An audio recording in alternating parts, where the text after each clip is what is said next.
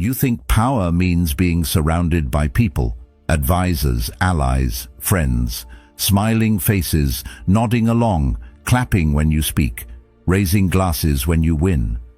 But tell me, why does it still burn when they leave? Why does it tear at your chest when the very hands that once lifted you now reach for your place? You chase the illusion of connection, thinking influence means safety. But the higher you rise, the more you see. Power doesn't attract loyalty, it exposes its limits. And those limits, they come fast, sharp, and from the ones closest to you. The Stoics warned us, the nearer a man comes to a calm mind, the closer he is to strength. Not applause, not validation. Strength. Real strength stands in silence, not on stages. It listens more than it speaks. It chooses solitude, not because it's easy, but because it's necessary. You want power. First, you must learn to stand alone. Strip away the noise, strip away the comfort. Ask yourself, without the claps and the company, who are you really? If that question unsettles you, good. That's where the path begins. Also consider subscribing, for the part of you that's tired of pretending, for the part of you that's ready to rise, not in status, but in self-mastery. This is the Stoic path. Walk it with purpose. Walk it alone. At first, it feels like progress is a shared experience. You take your first steps towards something greater, and the world seems to cheer for you. The faces are warm, the voices reassuring. Everyone loves the beginning. Everyone loves a climb that hasn't threatened their position yet. But as you keep moving upward, you start to feel the weight of the silence creeping in. Not because you've changed into someone cruel or distant, but because you've started choosing. You start selecting which voices you allow near your thoughts, which hands you allow near your work. And slowly, almost quietly, the crowd becomes a small circle, then a line, then sometimes just a shadow behind you. The truth is, power was never meant to be a group activity. It's not the result of how many people you can gather, but how many you have the courage to walk away from. The people who once supported you will often feel betrayed, not because you harmed them, but because you grew without their permission. You made decisions they weren't a part of, and in their eyes, that's disloyalty. But in truth, it's the only way real growth happens. Power demands boundaries, not all at once, but gradually, like a fortress built brick by brick, thought by thought, until it becomes clear that not everyone is meant to enter. Not everyone should have a key. And here's where it gets uncomfortable. The ones who complain the loudest about your distance are usually the ones who benefited most from your closeness. They weren't there for your discipline, your clarity, your vision. They were there for the warmth of your fire, and when you stopped burning for them, they left cold. That's when it hits you. You didn't lose them.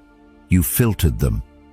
Without even knowing it, your journey began to do what all real transformations do.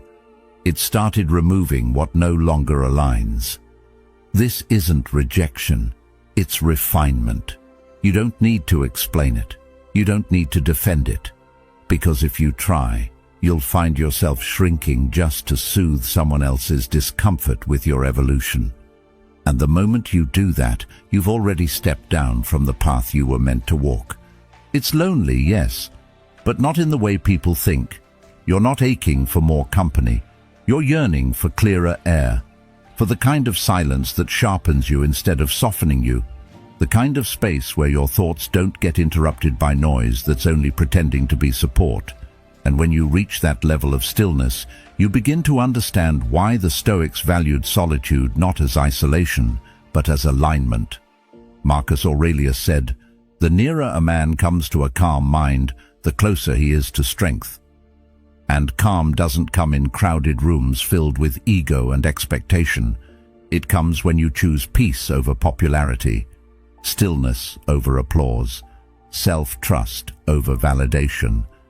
This isn't about arrogance. It's about responsibility. When you're building something that matters, your business, your purpose, your mind, you can't afford to carry everyone with you.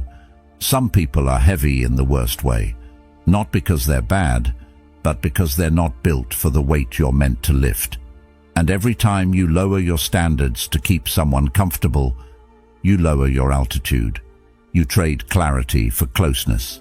And closeness, when it comes with noise, eventually clouds everything you once saw so clearly. People will misunderstand this. They'll call it selfish, cold, detached. Let them. Because the truth is, the people who matter will understand that boundaries aren't walls. They're filters. Filters that keep your mind clear, your mission focused, and your heart safe from unnecessary chaos. And the ones who don't understand, they were never with you to begin with. They were just nearby. There's a difference. The strange thing is, as the circle tightens, your vision sharpens. You stop seeking advice from every direction. You start listening to the few who actually understand. And even then, you treat every opinion as a suggestion, not a command. You learn to carry your own compass. Because once you've spent enough time listening to yourself in solitude, the noise of others starts to sound like static. Not evil, not threatening, just irrelevant. Power doesn't require a spotlight. It doesn't need a crowd chanting your name. It lives in the person who can sit alone with their decisions and not flinch, who can lose approval and not panic, who can walk away from praise and not look back for confirmation. That's real power, the kind that doesn't sway with popularity or crumble under pressure. And the people who reach this place, they're rarely loud. They're not explaining themselves. They're not chasing optics. They're just doing the work, quietly, consistently, unbothered. You begin to realize the climb was never about being seen. It was about seeing clearly. And the higher you go, the less you need. The less you speak, the more you observe. The more you understand that true power isn't having influence over others. It's not needing it. It's being okay with not being understood, with being misread, with being alone, not as a punishment, but as a form of protection. And yet even here, solitude isn't emptiness. It's presence. Presence with your thoughts, your values, your direction. You see things as they are, not as others try to paint them. You don't get distracted by flattery or shaken by criticism. You listen, but you don't absorb everything. You engage, but you don't entangle. And that's the quiet discipline most people never reach, not because they can't, but because they won't let go of the comfort that comes with being surrounded. What most people call loneliness, the powerful call alignment. And in that alignment, everything unnecessary falls away. Drama, distractions, performative support. You trade noise for peace, attention for clarity. You stop being available to everyone and start being deeply present for the few things that actually matter. And when you live that way long enough, you stop missing the crowd. You stop fearing the silence. You begin to see solitude not as something to escape, but as the very space where you become unshakable. So yes, power filters, not with cruelty, with clarity. It separates what's essential from what's convenient, what strengthens you from what distracts you, what's real from what's performative. It's not about walking away from people. It's about walking toward your truth and accepting that most won't follow you there. And in the rare moments when someone does, you'll know they belong. Not because they pushed to stay close, but because they chose the same silence, the same discipline, the same path. You won't need to explain it. You'll just know. That's the paradox of power. It doesn't grow louder, it grows cleaner, simpler, sharper, and the only way to reach it is to filter out what never belonged in the first place. Connection is a beautiful thing, until you begin to understand what it truly costs. We grow up believing that to be loved, to be trusted, to be accepted, we must open ourselves up, show our emotions, reveal our stories, let others in. And at first, that seems like strength. Vulnerability feels noble, honest, human. But as you step into positions of influence, something shifts. You begin to see how every shared weakness can become a weapon. Every revealed doubt becomes someone else's leverage. What once made you relatable now makes you exposed. And suddenly, being seen doesn't feel safe anymore. It feels like risk. A risk you can't afford to take if you're carrying the weight of something bigger than yourself. It doesn't mean you stop feeling. It means you stop displaying.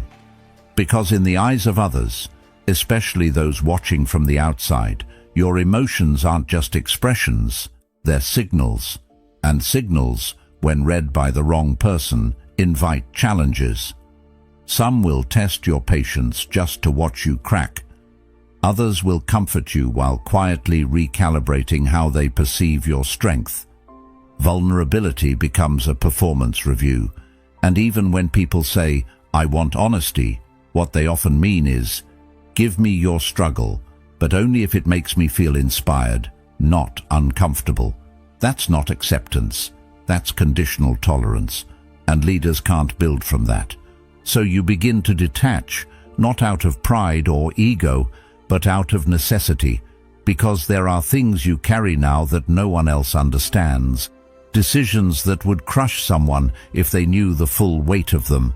Fears you can't name because to name them would shake the confidence of everyone watching.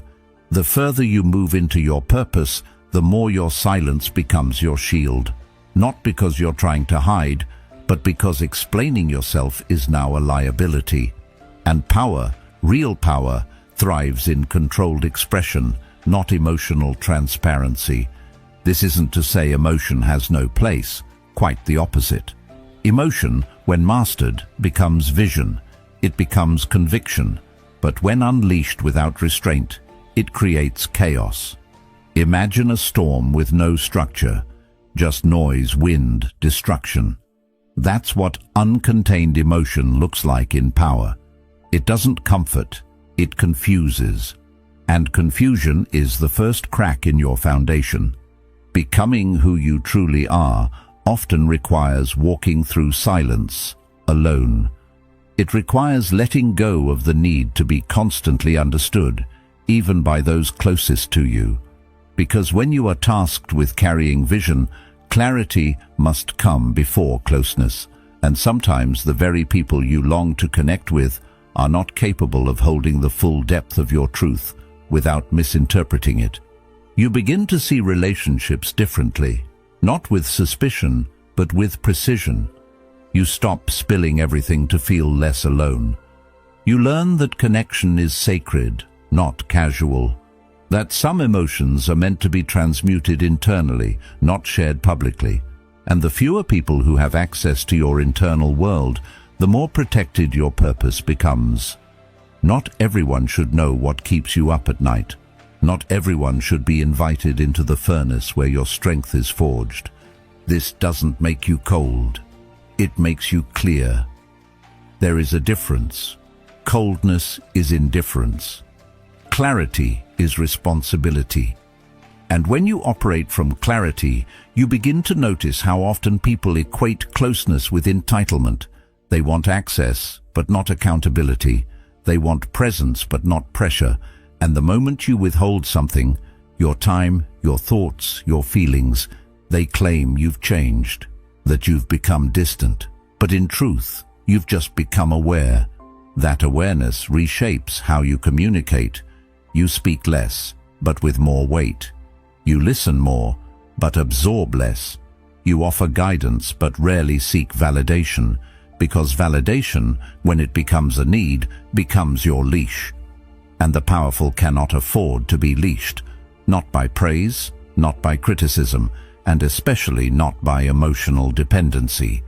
You will still feel deeply. You'll still wrestle with doubt. You'll still crave intimacy. But you'll start choosing solitude over superficial closeness. Not because you want to suffer alone, but because you understand that most people aren't asking to help carry your burden, they're asking to be entertained by it. That sounds harsh, but it's true. When you lead, people become curious. They want to peek behind the curtain. They want to know the story, the struggle, the raw truth. But very few are prepared to sit with that truth without distorting it to fit their own narrative. And so, you stop offering it freely. You start protecting your peace like it's oxygen. Because it is. Without peace, your decisions become reactive. Your leadership becomes emotional. Your focus dissolves. And in that blur, you become predictable. Predictability, when you are in a position of influence, is dangerous. It gives people a map to your mind, and those maps don't always end up in safe hands. You learn to be present without being porous, to show up without showing all, to speak with warmth, but not with weakness. This is not performance, it's preservation. Preservation of purpose, preservation of clarity, preservation of the self you've worked so hard to understand and build. You begin to see that connection doesn't have to mean exposure. It can be built through presence, consistency, depth, not constant emotional display. You don't close yourself off entirely. You become selective, intentional. You choose to connect through purpose, not just through pain. You connect through shared values, not shared wounds. And in doing so, the connections you do build become stronger, not louder, stronger, because they're not built on dependency, they're built on respect. Seneca wrote, "It is not the man who has too little, but the man who craves more, that is poor." And this applies not just to possessions, but to relationships. Craving constant closeness, constant reassurance, constant understanding, that's emotional poverty. Real strength is in the one who can sit in the unknown, in the misunderstood, and still remain steady. That steadiness doesn't mean you're unaffected. It means you're in control of how you express what you feel. The more influence you hold, the more important that control becomes, because people don't just watch what you say, they study how you carry yourself. Every word is measured, every reaction is interpreted, and in that spotlight, emotion isn't just a feeling, it's a signal. One you must learn to send with care, or not at all. So yes, connection requires vulnerability, but power demands a form of detachment. Not detachment from humanity, but from the impulse to be emotionally accessible to everyone, all the time. It's learning when to speak and when to hold back, when to share and when to remain silent, when to connect and when to protect. And as you walk this path, it gets quieter. The circle gets smaller, the conversations get deeper, and the responsibility gets heavier. But within that stillness, something profound happens. You stop reaching outward for safety, you start building it inward. And the more you do that, the less you need from the world around you. That's the paradox no one tells you. The more you detach from needing connection, the more intentional your connections become. The less you rely on being seen, the more you see clearly.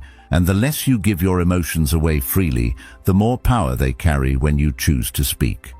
That's not coldness, that's maturity, that's clarity. That's the kind of power that doesn't shout. It simply stands, still, focused, untouchable. There's this image we carry when we hear the word fortress, stone walls, gates that never open, high towers and a moat between us and the world. But that's just architecture. The real fortress isn't made of stone or steel. It's made of intention, of boundaries no one sees but everyone feels. It's not a place you retreat to. It's something you carry with you, a state of mind that can't be breached by gossip, by judgment, or by the shifting winds of someone else's opinion.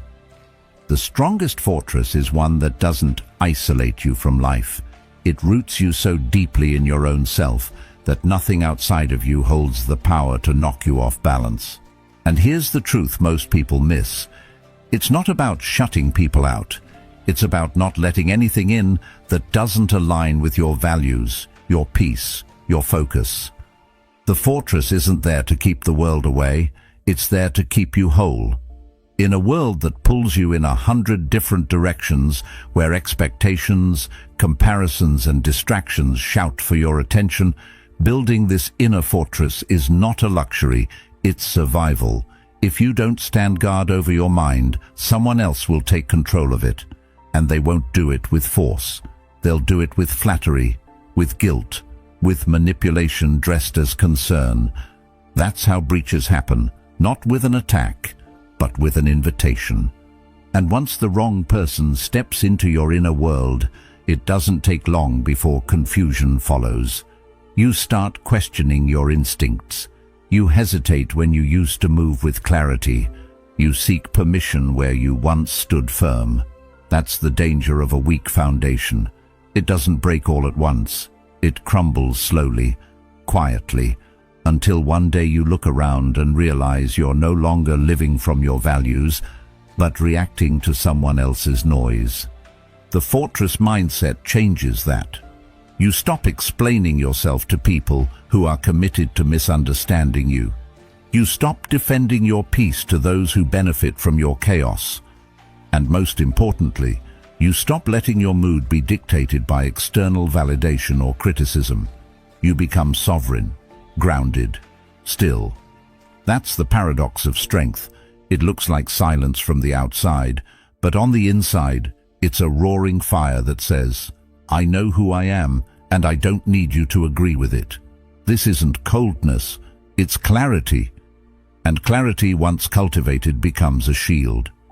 A soft, immovable boundary that doesn't need to push or pull, it simply is. Some will call it distance. Others might say you've changed.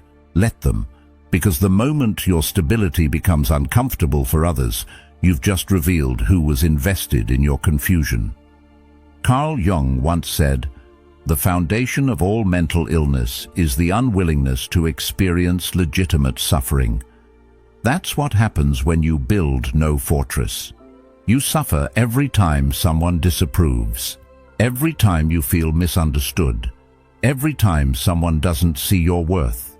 But when you build this fortress, you accept a new kind of suffering, the kind that comes from restraint, from choosing to stay quiet when you could lash out, from letting people misinterpret you rather than wasting your energy trying to be understood. And over time, that suffering transforms into strength.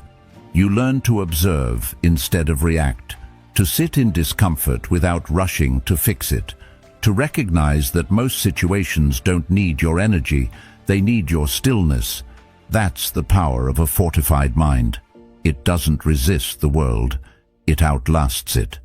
Like a mountain that doesn't tremble at every storm. It doesn't mean you're unfeeling. It means your emotions aren't running the show. It means you've built something steadier beneath the surface, something that no rumor, no betrayal, no fleeting praise can touch. This inner stillness becomes the way you navigate everything. Conflict doesn't feel like chaos. It becomes information. Criticism doesn't sting. It becomes insight or noise, and you learn to tell the difference. Praise doesn't intoxicate. It simply passes through. And betrayal? Betrayal no longer breaks you because you're not living in a way that relies on others to hold you together. That's what makes you untouchable, not because nothing happens to you, but because nothing outside of you decides who you are. But don't mistake this for isolation. This kind of strength invites connection, but only the kind that respects your boundaries. It allows for love, but not at the cost of self-abandonment. It opens the door, but it does not remove the threshold. People can walk with you, but not through you. And the ones who understand that, they'll stay. The rest will leave, and you'll learn not to chase. Because peace doesn't come from the presence of people. It comes from the absence of noise. And noise comes in many forms: gossip, doubt, pressure to perform. pressure to explain, pressure to shrink. That's why this mindset matters. It doesn't just protect your peace, it preserves your purpose, and purpose without boundaries dissolves into performance. You forget why you started.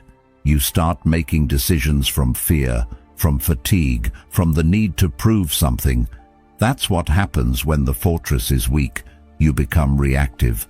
But when the walls are strong, you become strategic, intentional, rooted.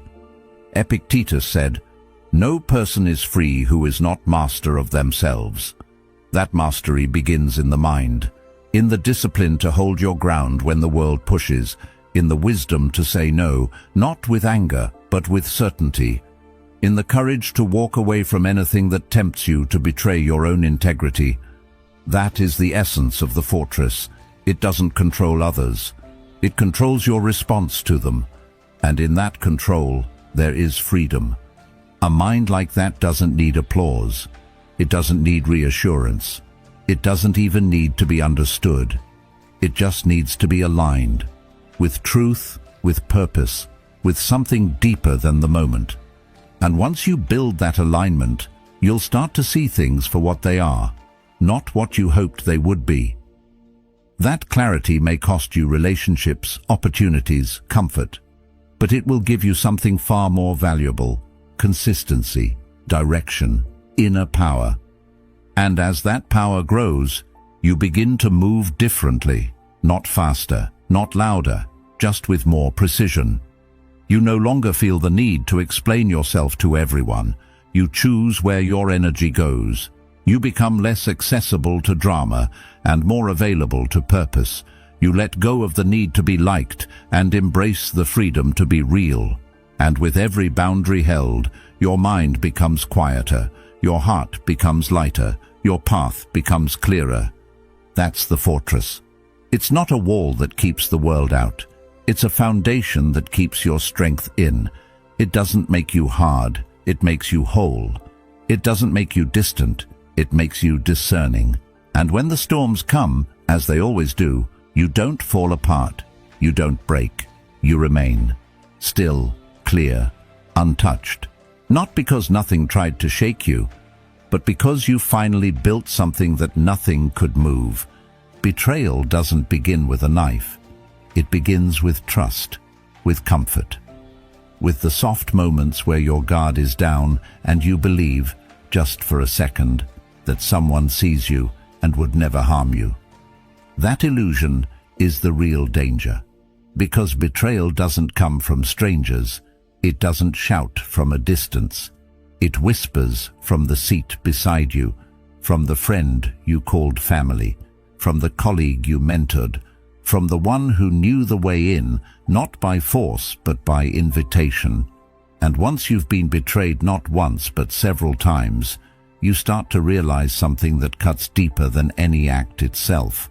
Betrayal is a pattern, not a surprise. It's not always malicious. Sometimes it's born of weakness, of jealousy, of desperation. But the outcome is always the same.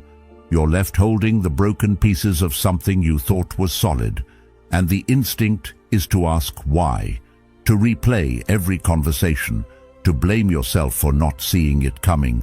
But the truth is, the clues were always there, subtle, overlooked, dismissed in the name of friendship. That's how betrayal always works. It hides behind familiarity. It blends in with loyalty until the moment it doesn't. And by the time you realize it, it's already done its damage. You learn quickly that closeness isn't the same as alignment, that just because someone walks with you doesn't mean they're walking for the same reasons. Some walk beside you because they believe in where you're going. Others walk beside you to see how far they can follow before they push you off the path and take your place. And it's painful, not just because of the loss, but because of the clarity it forces on you. You begin to see the small ways you ignored your instincts, the tiny moments you brushed off their envy, the times you thought they'd never do that to me, only to find out they already were. And here's where most people go wrong. They become cynical. They shut everyone out. They let betrayal harden them into suspicion. But the wiser path isn't isolation, it's discernment. It's learning to observe without always reacting, to listen between the lines, to trust, not blindly but with awareness, because you don't need to expect betrayal from everyone. You just need to stop being surprised when it comes from someone you once let close. The Stoics never told us to expect perfection. They told us to expect human nature, and human nature left unchecked will always serve itself first. Seneca once said, "The man who has anticipated the coming of troubles takes away their power when they arrive." And that's what this awareness gives you. Not bitterness, but strength. Not fear, but foresight. You stop handing out keys to your heart just because someone smiles. You stop sharing your deepest plans with people who haven't proven they know how to hold your silence with respect. You stop offering loyalty in advance and start letting time reveal who's really for you. What you start to notice is that betrayal always has a rhythm. It follows the same sequence: intimacy, comfort, subtle shifts, then the break. And if you pay attention, you'll catch the signs before the break happens. A certain look when you succeed, a subtle distance when you need support, a shift in language, less we, more me. It's not paranoia, it's pattern recognition. And the longer you live with clarity, the easier it is to see. But what makes betrayal so destructive isn't just the act. It's what it does to your belief in connection. It makes you question the good ones. It makes you hold back with people who've done nothing wrong. And if you're not careful, it poisons your view of loyalty altogether. That's why the fortress of the mind matters. That's why the filters you build aren't cold.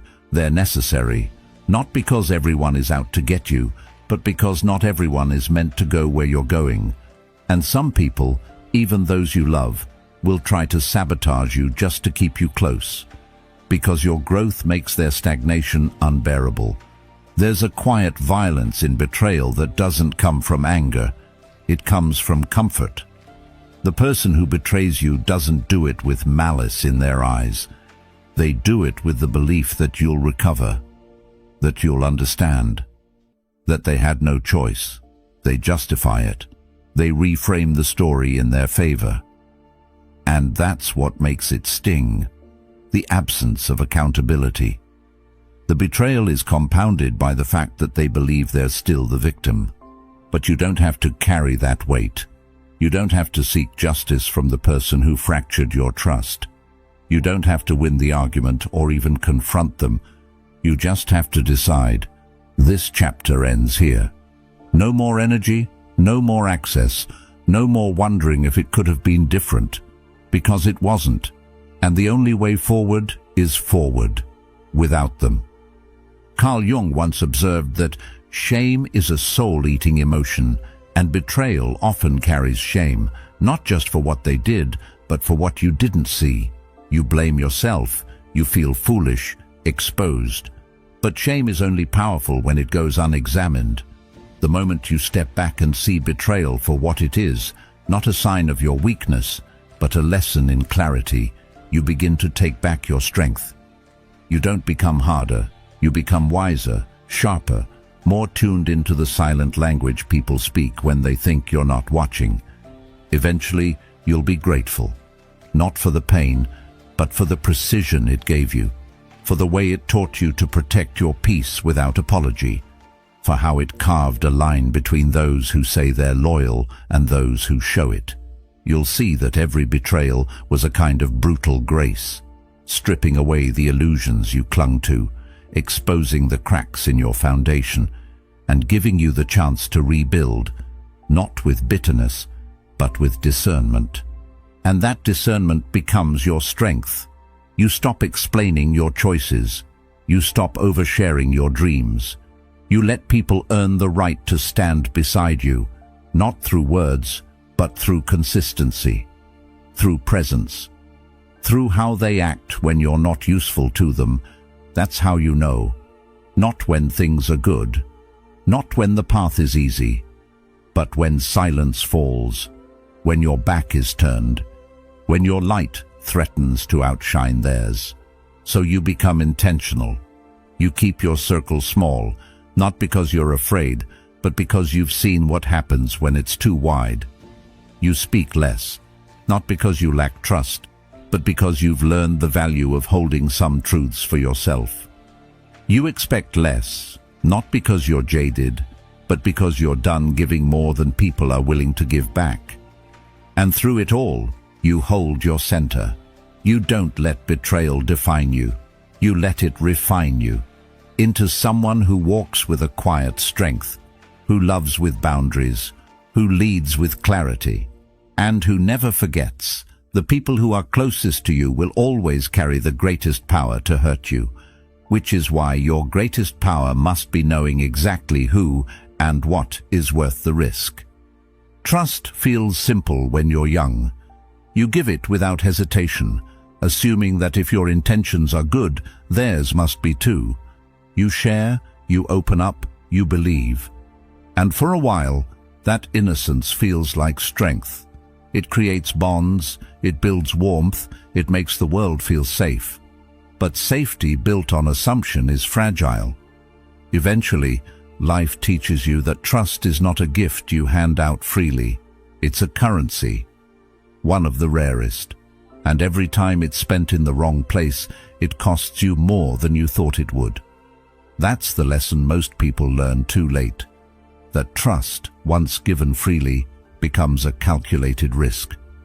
The higher you climb in life, emotionally, professionally, spiritually, the more that risk increases, because now your decisions carry weight, your words echo further, your vulnerabilities, once harmless, now become tools in someone else's hands if they choose to misuse them.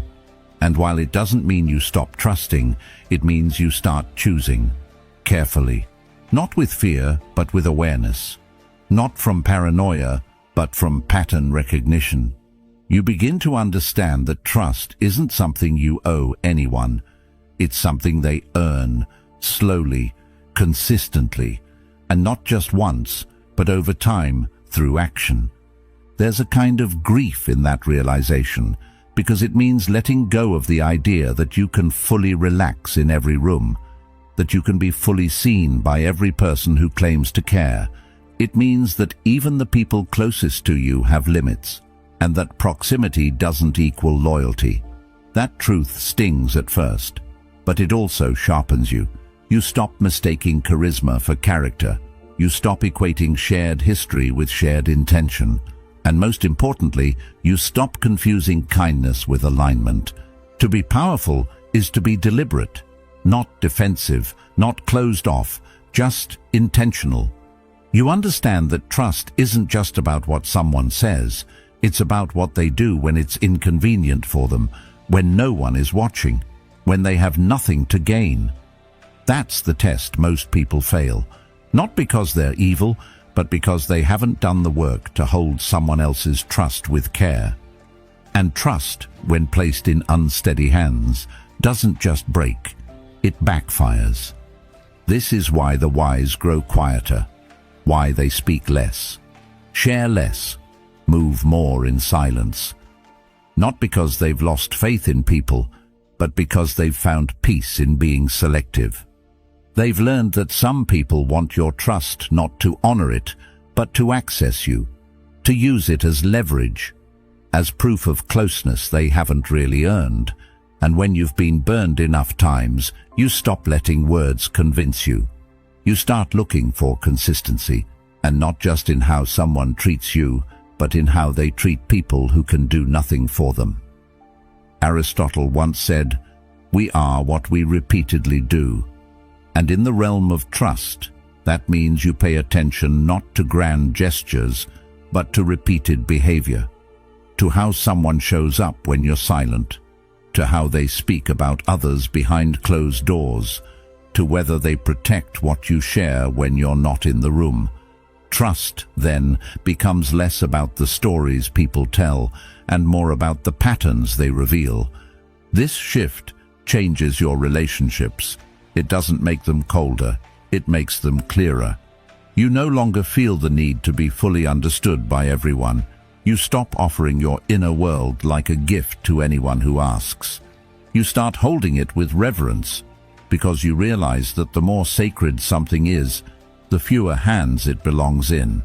And your thoughts, your doubts, your dreams, those are sacred, not because they're perfect, but because they're yours. There's a kind of strength that comes from keeping certain things for yourself, not out of secrecy, but out of self-respect. You realize that not every insight needs to be spoken, not every plan needs to be shared, and not every feeling needs to be validated. The powerful don't hide, they refine. They withhold not out of fear, but out of discipline. They know that once trust leaves your hands, it belongs to someone else, and not everyone is worthy of that responsibility. But this doesn't mean you become cynical. It means you become calibrated. You still love, but you love wisely. You still connect, but with boundaries. You still open up, but only to those who have shown that they know how to carry what you hand them. And even then you watch, not with suspicion, but with awareness, because trust, when given too quickly, turns into a liability, but when given with discernment, it becomes a bridge that strengthens both sides. Carl Jung believed that the meeting of two personalities is like the contact of two chemical substances. If there is any reaction, both are transformed. And transformation requires integrity. It requires presence. It requires the willingness to hold another person's truth without twisting it, leaking it, or using it as a mirror for your own insecurities. Most people aren't ready for that kind of responsibility, and that's okay. But once you see that clearly, you stop expecting it. And in that release, you reclaim your power. You begin to notice the spaces where your trust has been stretched too thin, where you've over-explained yourself, overexposed yourself, where you've given people access to places within you that they hadn't earned. And slowly, you begin to seal those doors. Not with anger, but with grace. Because you're not punishing anyone, you're protecting what matters, your focus, your peace, your vision. And what's beautiful is that the more selective you become, the more honest your life becomes. The relationships that remain are stronger. The conversations are deeper. The silence is richer. You don't need to perform. You don't need to convince. You just exist, fully, without defense. Because you've learned to trust yourself first. And that's the trust that matters most. Once you hold that, everything else becomes easier to navigate. The world doesn't need more open books. It needs more wise authors, people who know which pages to share and which ones to keep close. People who understand that trust is not a transaction, it's a bond. And bonds, when formed without care, become chains. But when formed with intention, they become anchors. So yes, trust is a risk, always. But now it's a risk you measure, a gift you protect, a language you speak with precision, not impulse. And in that precision, you find something the reckless never will: peace. Peace in knowing that what's shared is respected, what's held is safe, and what's built is solid.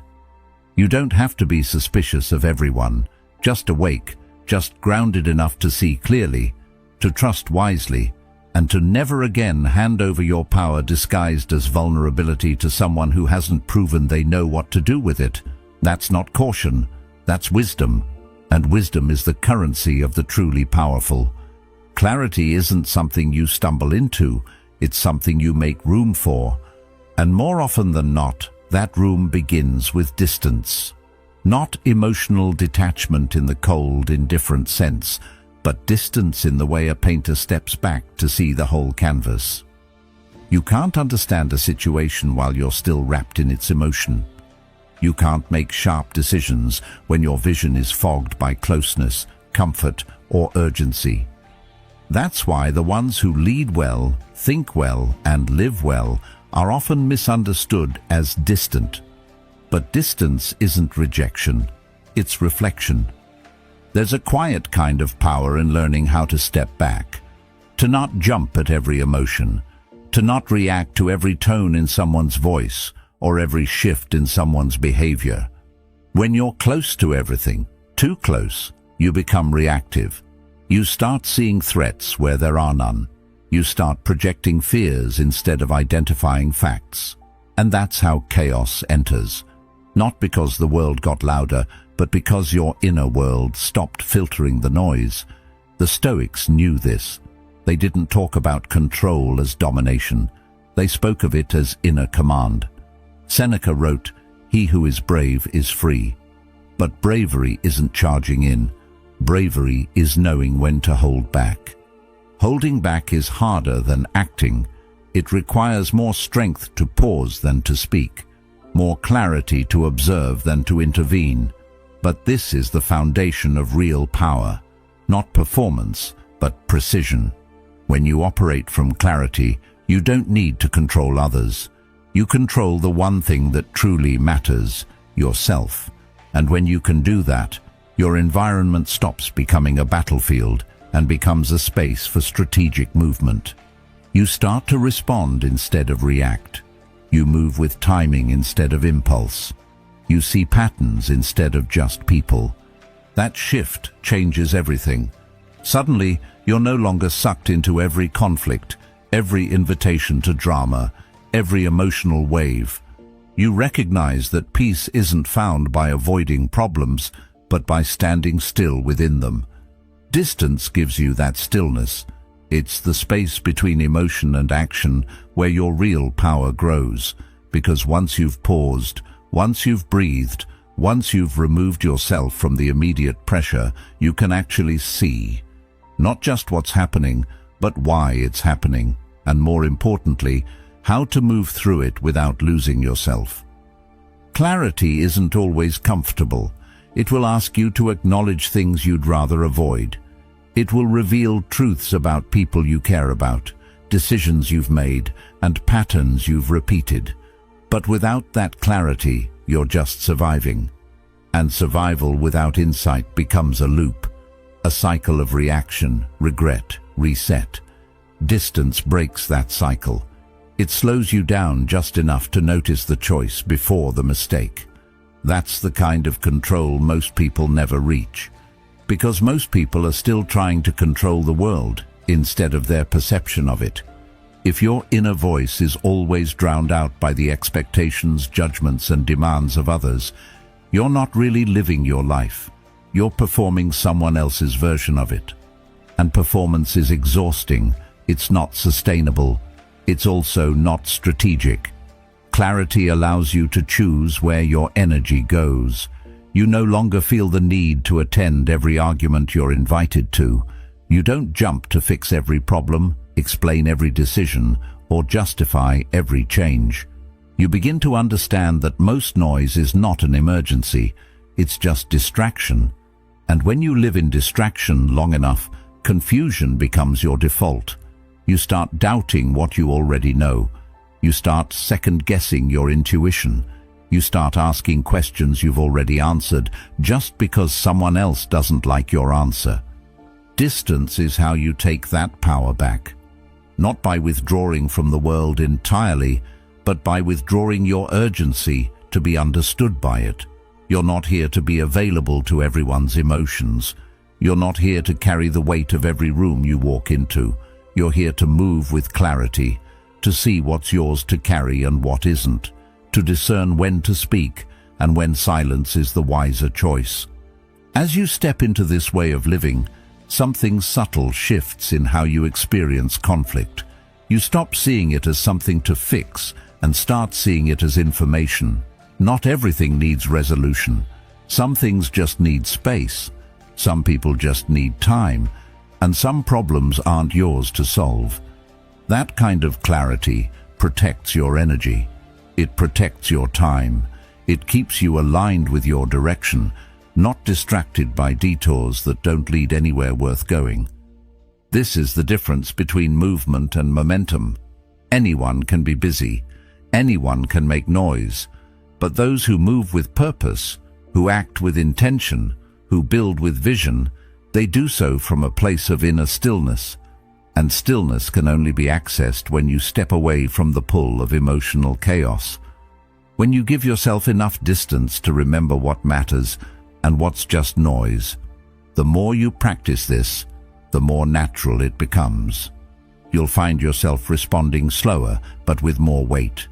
You'll feel the urge to speak and choose silence instead. You'll notice patterns in others you used to miss. You'll see opportunities before they arrive and threats before they're fully formed, because distance gives you foresight. And foresight isn't magic. It's just the reward of patience. You won't always get it right. Sometimes you'll still act on emotion, still get pulled into the storm, still say something you regret or move too fast. But even then, the distance you've trained yourself to hold will shorten the damage. You'll recover faster. You'll return to center with less friction, because the mind that's practiced in clarity doesn't stay lost for long. And as this clarity deepens, you'll notice another change. You stop explaining yourself. You stop needing to. You understand that clarity doesn't need validation. It doesn't beg to be understood. It simply stands, unshaken. And in that stillness, you become a mirror. The people around you will feel it. Some will be drawn to it. Others will be unnerved by it. But either way, they will respect it, because the world respects what it cannot shake. That's the power of distance. It's not isolation, it's alignment. It's not detachment, it's discernment. It's the space where you remember who you are without the world constantly trying to tell you who you should be. It's where you refine your focus, strengthen your boundaries, and reclaim your voice. In that space, control becomes simple, not because you dominate everything around you, but because you've mastered the only thing you ever needed to, yourself. And from that mastery, clarity flows, quietly, relentlessly, without force, without noise, just presence, just power, just peace. Most people see leadership as a performance, a role you step into once others decide you're ready, a set of traits, charisma, confidence, command, that suddenly appear the moment the spotlight hits. But real leadership doesn't begin when the world starts listening.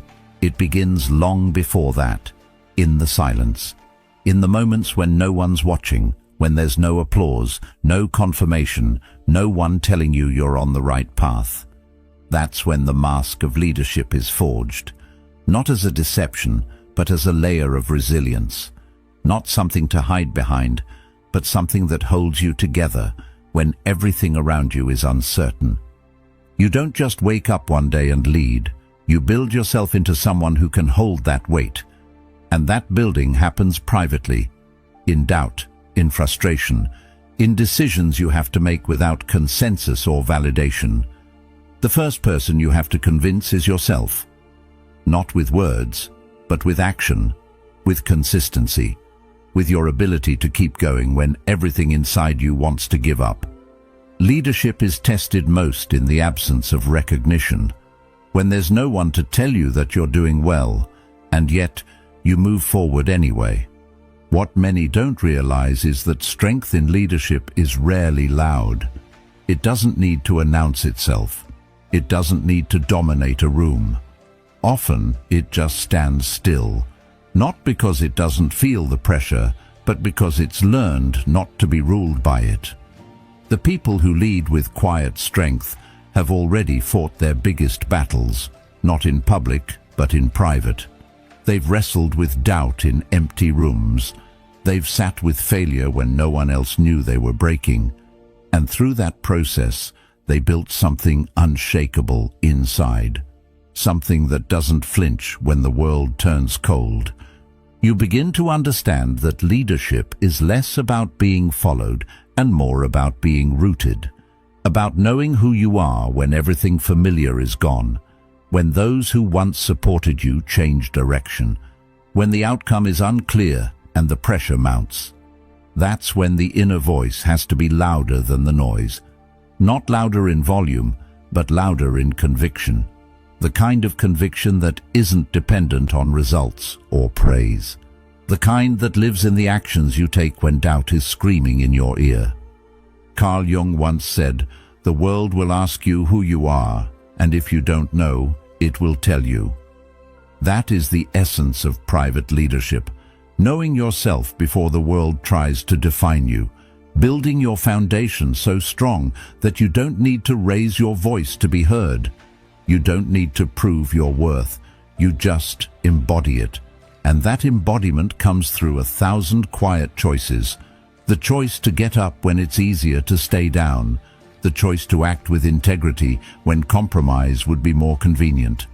The choice to remain steady when everything inside you feels unstable. When you lead from that place, you stop needing to be the loudest in the room.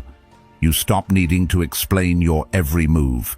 You realize that power isn't in the display, it's in the discipline. And discipline doesn't grow in public. It grows in silence, in solitude, in the boring, relentless repetition of doing the right thing without anyone noticing. Most people won't see it.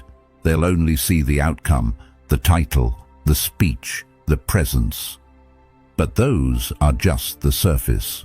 The real weight is carried in private, long before the world decides to listen. It's in those private moments that the mask becomes necessary, not as a lie, but as a structure, a way of keeping yourself focused when the emotions rise, a tool to keep your doubt from leaking into your decisions. It's not about hiding who you are. It's about protecting what you've built from being shaken by every breeze. Because the truth is, even when you're strong, you're not immune to fear. You're not exempt from insecurity. You just don't let it dictate your next move. That's what the mask helps you do. Hold your ground long enough for clarity to return. And with time, that mask becomes less about hiding and more about honoring your responsibility. You're not just leading for yourself anymore. People look to you in crisis. They borrow your calm when they have none. They watch how you move, how you speak, how you carry pressure. And what they need most isn't perfection. They need steadiness. A sense that even if everything else is crumbling, you won't. Not because you have all the answers, but because you know how to move through chaos without becoming it. This is why the strongest leaders are often misunderstood. Their silence is mistaken for aloofness. Their restraint is seen as indifference. But those who've worn the mask long enough understand that real power isn't about reaction, it's about regulation. They don't rise and fall with every win or loss. They move with rhythm, not reactivity. And that rhythm was practiced long before anyone saw it. Even now, if you're building something, if you're trying to lead your own life with purpose, the hardest part will always be believing in yourself when there's no echo to reinforce your direction. When you're doubted. When your efforts are unseen. That's where you shape the version of you the world will later admire. Not on stage, not in spotlight, but in the dark, in the discipline, in the unwavering choice to keep going when no one claps. Marcus Aurelius reminded himself often that praise and criticism are both meaningless noise, that what matters most is living in accordance with your values, regardless of what others say. That principle anchors real leadership. Not popularity, not visibility, but alignment. The kind of alignment that lets you move through fire and remain composed, that allows you to lose people without losing yourself, that gives you the strength to carry others without collapsing. Eventually the world may catch up.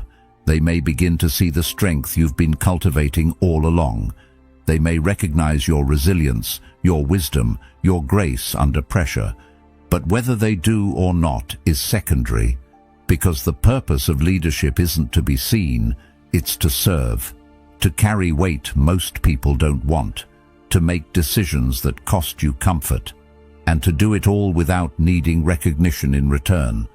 So when you stand alone, when the path feels quiet and the burden feels heavy, remember this: You're not weak for wearing the mask.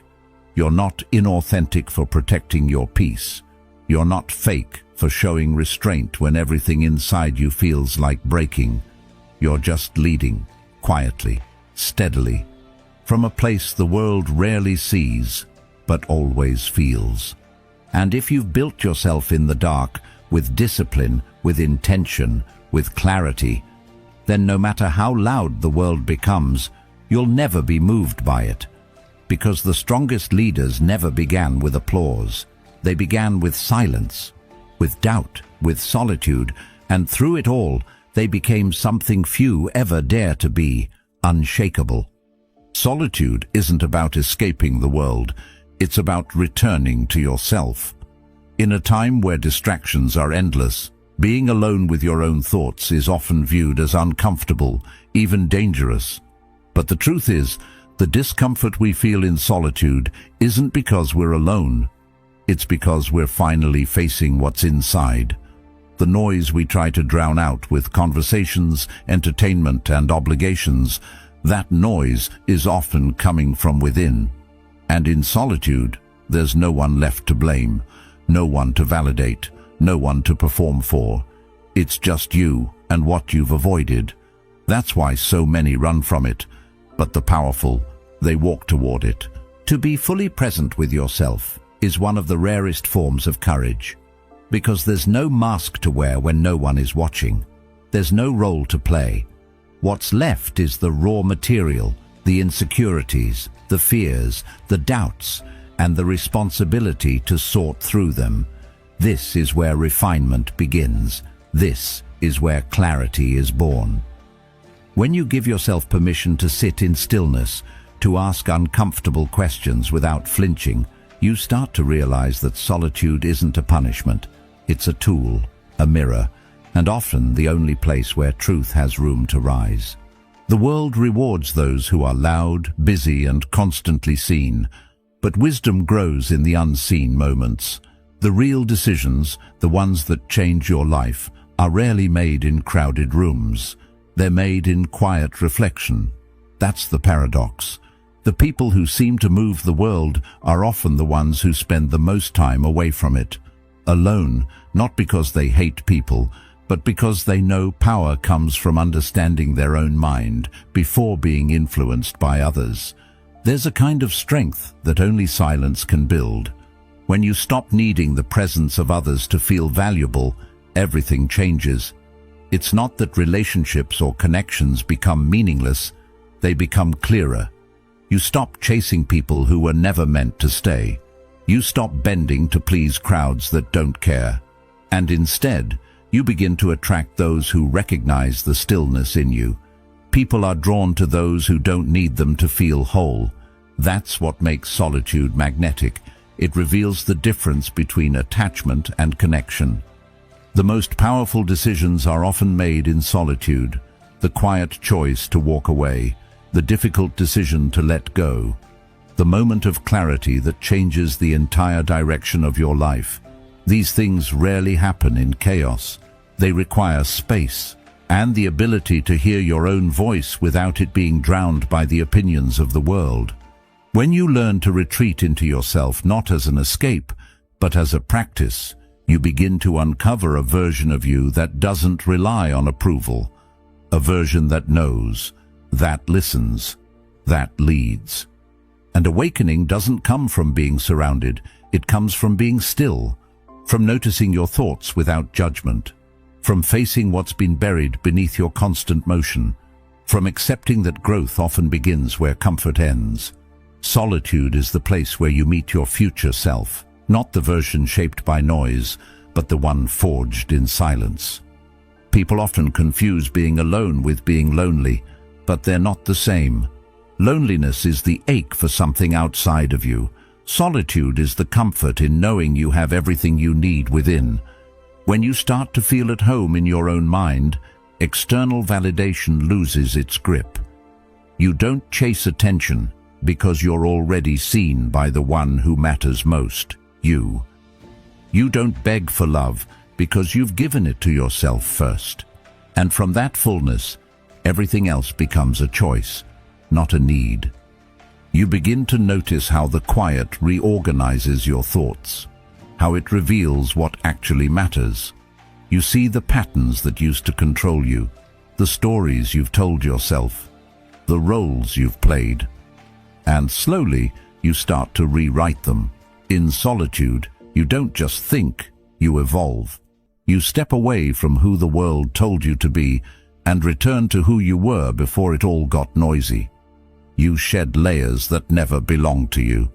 And what remains is honest, clear, powerful.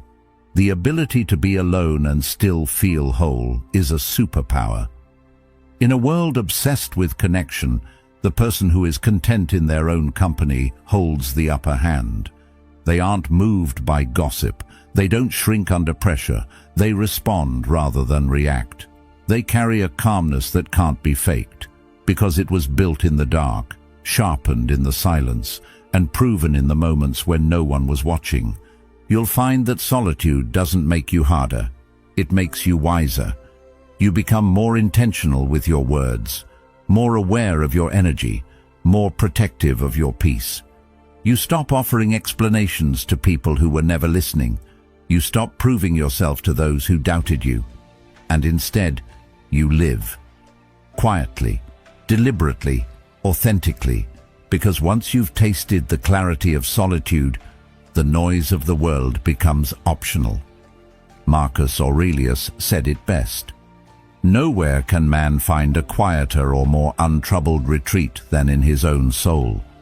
That retreat is always there, waiting, not for the perfect moment, not for permission, but for you to choose it, to step away from the endless noise and return to the source, yourself. Because no matter where life takes you, your most powerful ally will always be the part of you that can sit in silence and still stand tall. So the next time the world feels overwhelming, don't run toward more noise. Don't fill your time with what's easy. Step back, be still, listen, not to the world, but to the quiet voice inside you that knows who you are. That voice may be soft, but it's never wrong. It's the compass in the chaos, the foundation under pressure, the strength that no one sees but everyone eventually feels. You don't need a crowd to be complete. You need clarity, and clarity often comes wrapped in silence, in solitude, in the moments that look like nothing on the outside, but shift everything within.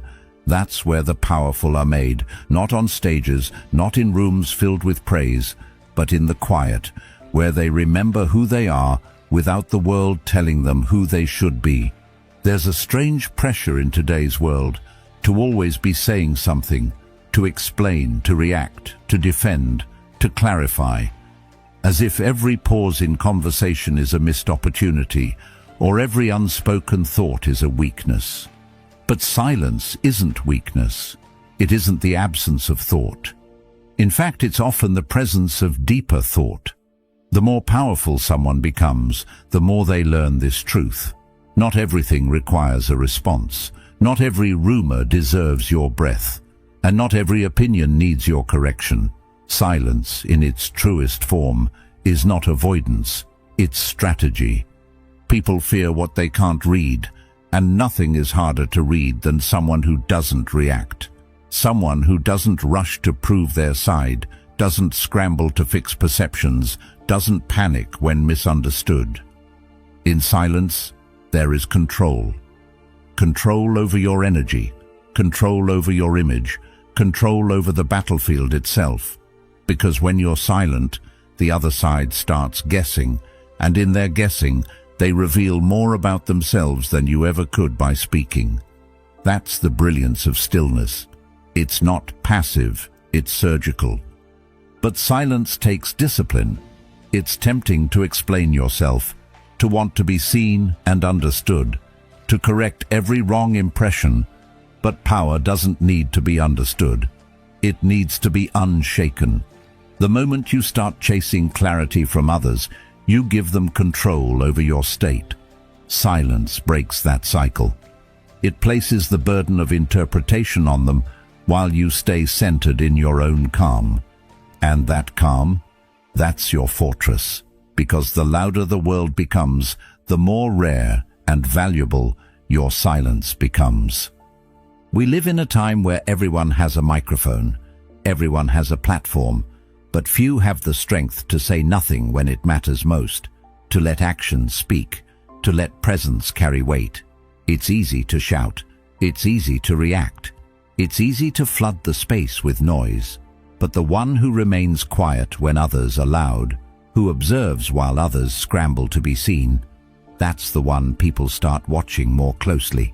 Not because they're hidden, but because they're unreadable. Carl Jung once said, "The most terrifying thing is to accept oneself completely."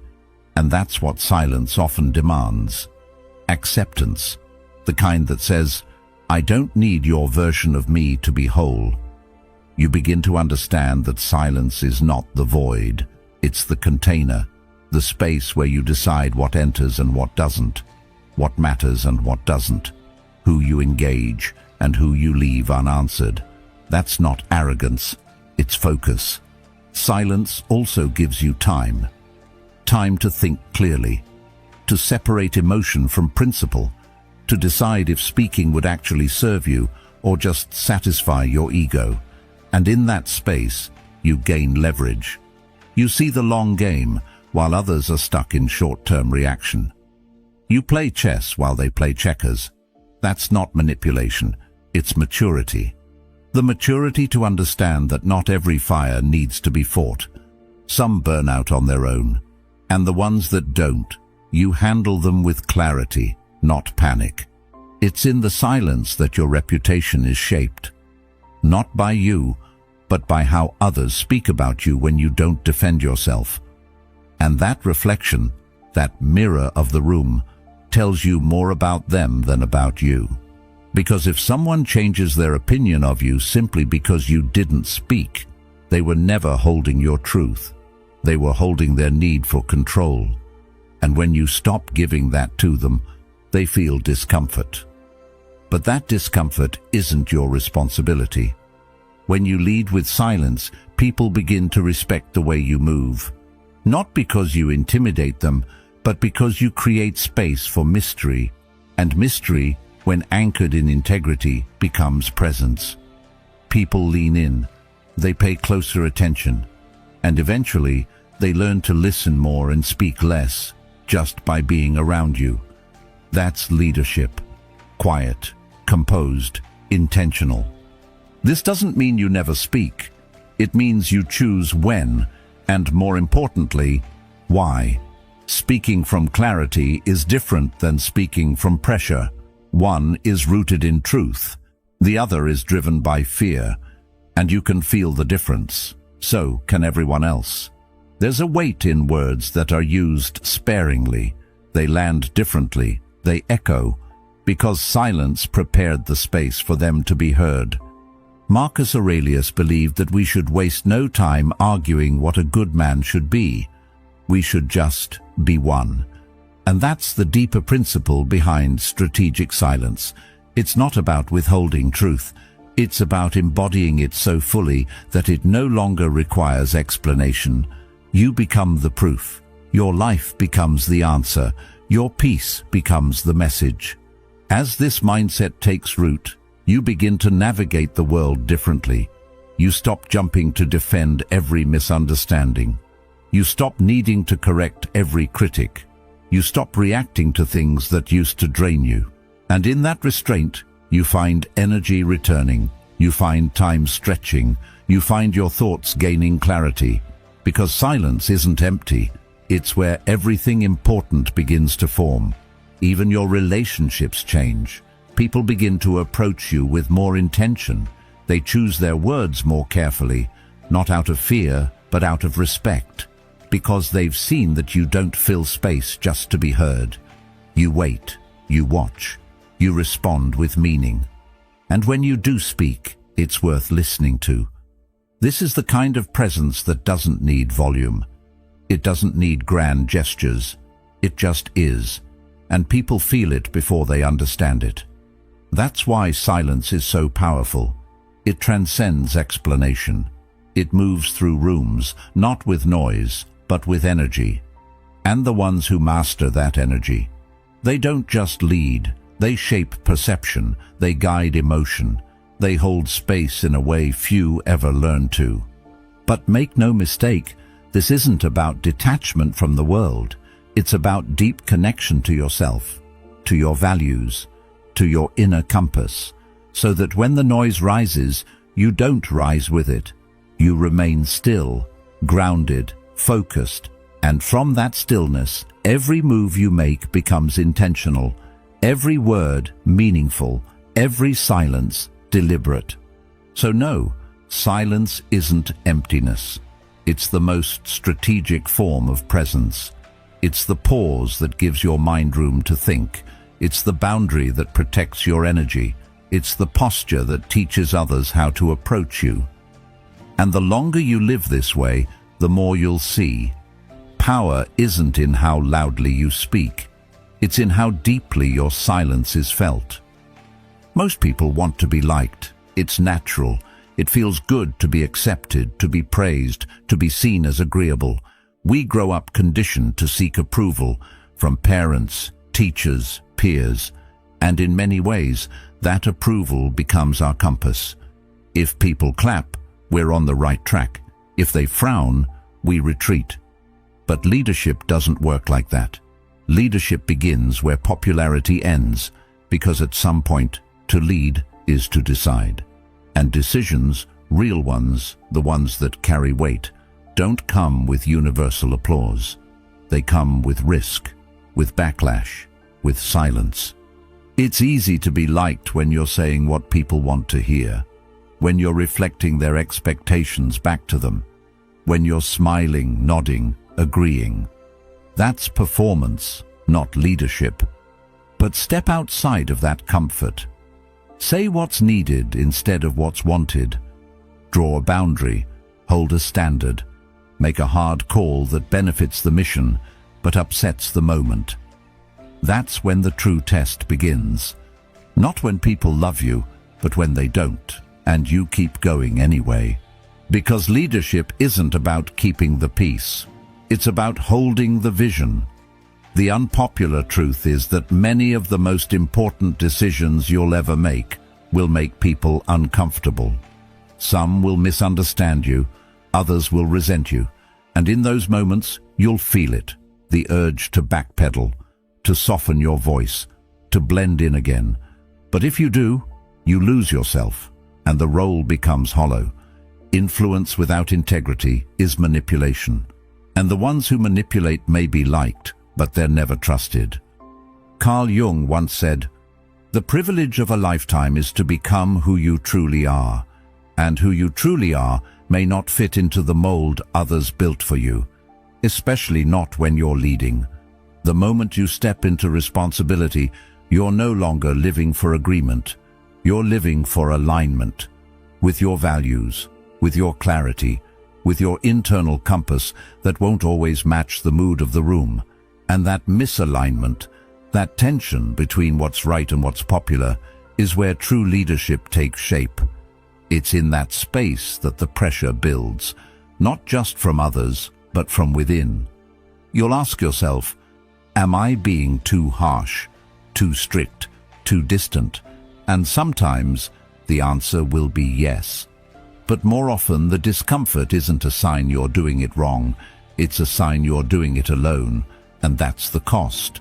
That's the tax for leading with integrity instead of charm. You carry the weight, not of approval, but of clarity. And clarity often walks alone. What people won't tell you is that the crowd doesn't know what it wants until after you've succeeded. They'll question you on the way, doubt your methods, push back on your vision.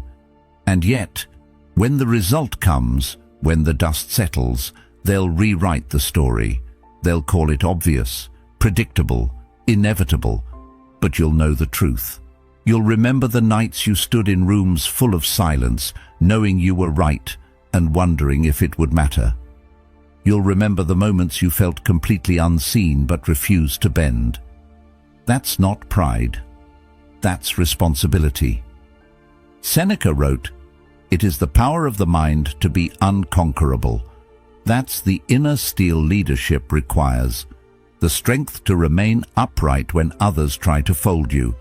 The discipline to choose silence when you're baited to react. The resilience to stay grounded when criticism comes dressed as concern. Because not everyone who questions you is trying to help. Some just want to see you shrink. And you will be tempted to shrink, to make your choices softer, more palatable. But each time you do, you chip away at the clarity that got you there. You dilute your vision just to ease the discomfort of those unwilling to carry their share of the burden. But leadership was never meant to be carried by consensus. It's carried by clarity, and that clarity must be protected, even if that means walking alone. That's why popularity becomes a trap. Because the more you chase it, the more you lose yourself. The more you need it, the easier you are to control. A leader dependent on applause is a puppet. One shift in public mood, one wave of criticism, and they crumble. But a leader grounded in principle can't be moved by noise. They may feel it, but they don't fold. They listen, they adjust, but they do not surrender their core. Eventually, this becomes your identity, not because you chose isolation, but because you chose integrity, and integrity, by its nature, is lonely. Not always, not forever, but often enough that you must get used to the quiet, used to the silence that follows a hard decision, used to the tension that comes when you say no to what everyone else says yes to. But in that silence, something powerful happens. You stop needing their approval, and once you no longer need it, your decisions become sharper, your vision becomes cleaner, and your presence becomes undeniable. You'll still feel the sting when people turn. That's part of being human. You'll still question yourself. That's part of being wise. But what you won't do is fold. Because you'll have built something no opinion can break. A life aligned with truth, not trend. A voice anchored in principle, not performance. And when people finally see the results of what you stood for, when they come around and say they believed in you all along, you won't feel the need to correct them. Because the leader doesn't lead for applause. The leader leads so others can grow, even if that means growing without thanks. Even if that means being the villain in their story for a time, until they write a new one. So no, popularity is not the measure. It never was. Anyone can be liked. It's easy to be agreeable, but leadership means drawing lines in sand that will get washed over and redrawn again. It means making choices that won't make sense until the result appears. It means speaking truth in rooms that only reward silence. And most of all, it means being at peace with being misunderstood, knowing that your clarity is not up for negotiation. In the end, the people who follow won't follow because you made them feel good. They'll follow because you made them feel safe, because your strength gave them permission to find their own, because you didn't chase their approval, you led with conviction, quietly, unshaken, and that presence, that unspoken authority, speaks louder than any crowd ever could. There's a kind of strength that doesn't shout. It doesn't force its way into the room or try to dominate conversations. It just exists, quietly, unbothered, unmoved. That kind of strength doesn't come from power or status. It comes from peace. And not the surface kind of peace you find in a vacation or a compliment, but a deeper one.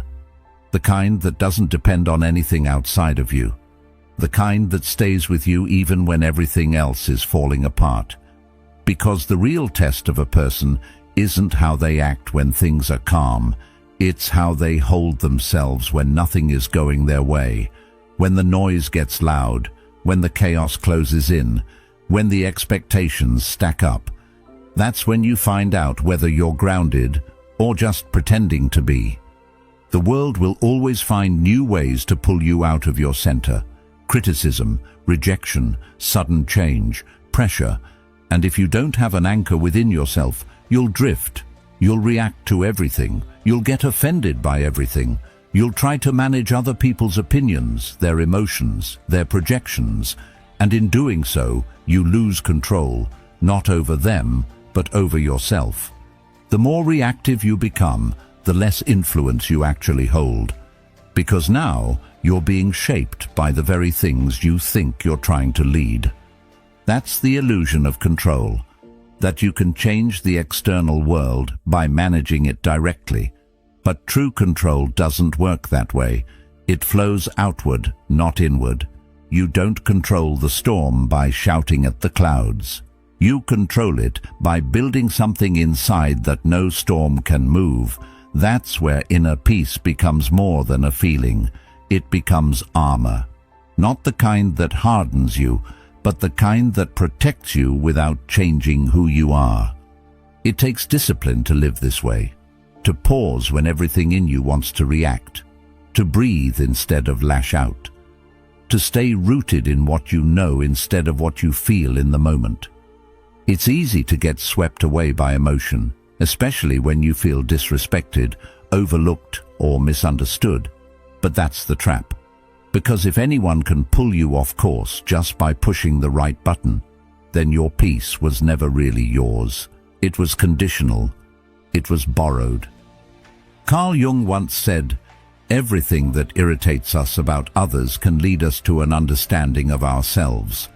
That discomfort you feel when someone criticizes you unfairly or challenges you without cause, that's not just about them. It's a reflection of what inside you is still unsettled, still raw, still unguarded. And the more you use those moments to reflect instead of react, the more power you regain, not over them, but over yourself. And that kind of power doesn't just protect you, it shapes the way people experience you. You become harder to provoke, not because you've shut off emotionally, but because you've mastered the art of keeping your balance. You start responding with precision, not panic. You don't rush to fill silence. You don't fight to win every conversation. You simply remain present, aware, and calm. And that calmness, it's magnetic. It disarms people. It makes them rethink their approach, because they can't figure you out. And what people can't figure out, they begin to respect or fear. But the goal isn't to intimidate, it's to lead. And real leadership doesn't come from controlling others. It comes from setting the tone, from modeling what it looks like to stay steady when things get messy, from showing people that chaos doesn't have to define them. That peace is not weakness, it's authority. It's the kind of authority that makes people feel safe in your presence, even if they don't understand why. Because you're not reacting like everyone else. You're not triggered like everyone else. You're still calm, grounded, in command. And here's what most people miss. Inner peace isn't passive, it's active. It's something you practice daily. Through the way you speak to yourself, through the way you manage your time, through the way you respond to your emotions when no one else is around. It's forged in the small decisions, the ones that feel invisible but shape your entire mindset. Choosing not to argue when it won't change anything. Choosing to walk away from what drains you. Choosing to slow down when the pressure says, go faster. These choices add up. They become your foundation, your anchor. Seneca said, "We suffer more in imagination than in reality." And he was right. Most of the chaos we experience isn't in the world, it's in our minds. It's the stories we tell ourselves about what might happen, what they might think, what it might mean. And if you don't learn to separate reality from reaction, you'll drown in your own thoughts. But when you're grounded, when your inner world is quiet, you start to see the difference. You stop creating problems that don't exist. You stop letting imagined scenarios steal your peace. And this shift affects more than just your emotional state. It sharpens your judgment. It makes your decisions cleaner, your actions more effective. Because now you're not chasing control, you're living from it. You're not wasting energy managing how you're perceived. You're using that energy to move with purpose. And that kind of movement doesn't need to be fast. It just needs to be intentional. That's what separates reactive leadership from powerful presence. The ability to move slowly, calmly, even when everything around you is speeding up. Eventually, people notice. They may not always say it, but they feel it. They feel the difference when you walk into the room, when you speak, when you stay quiet, when you say no without apology, when you lead without drama. It shifts the dynamic, because now your presence speaks before you do, and in a world addicted to noise, presence is louder than volume. It carries further, it stays longer. So when the chaos comes, and it always will, don't meet it with panic. Don't let it dictate your mood, your tone, your choices. Return to yourself. Return to what you know. Return to your core values, the principles you live by, the calm you've worked to build. And if you lose that peace for a moment, don't beat yourself up. Just come back. Reclaim it. Protect it. Because that peace is your edge. It's what makes you rare, what makes you powerful, what makes you untouchable. Not because the world stops spinning, but because you've learned to stand still. Not because nothing moves you, but because you've mastered how to move through it. And that mastery, that quiet, steady, internal mastery, is what real leadership is built on. Not control over others, but calm within yourself. Always. Most people hear the word lonely and immediately picture sadness, emptiness, isolation, a lack of warmth or connection. But there's another side to it. A quieter, less understood side.